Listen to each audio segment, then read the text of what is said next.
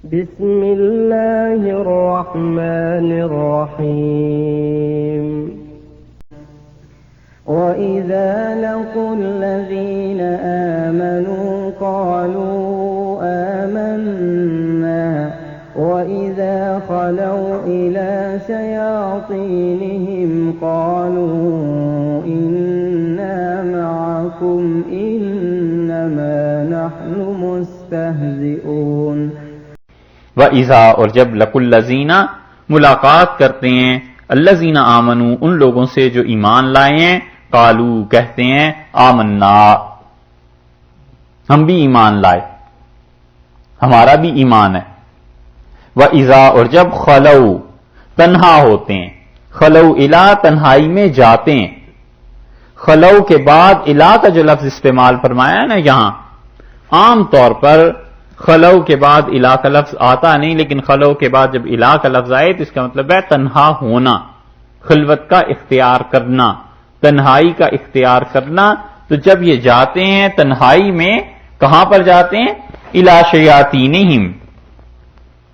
اپنے شیطانوں کے پاس تو یہ جتنے ان کے لیڈر تھے بڑے بڑے شرارتی اللہ نے انہیں شیطان کہا ہے اور قرآن پاک میں آخر پہ بھی آیا ہے من الجنت والناس اللہ میں تیری پناہ مانگتا ہوں اس قسم کے لوگوں سے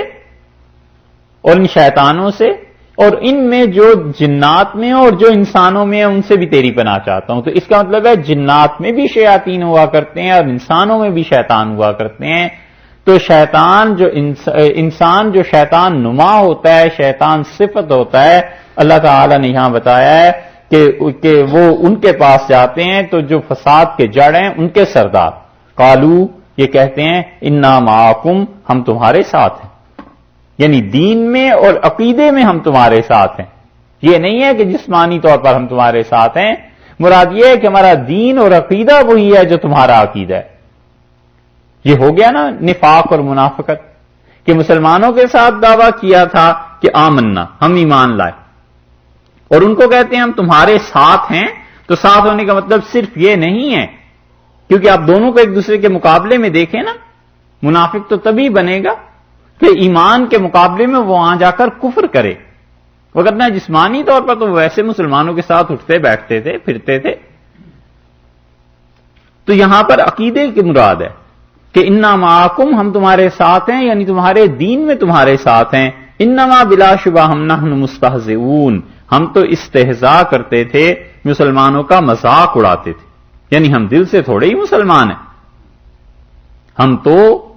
اس لیے یہ کرتے ہیں تاکہ مال بچے رہیں جانیں بچی رہیں اگر کفر کریں گے تو مسلمان کی ماری نہ دیں تو اس لیے دین تمہارے والا ہی ہے مستہزئون ہنسی اڑانا مذاق اڑانا کسی کا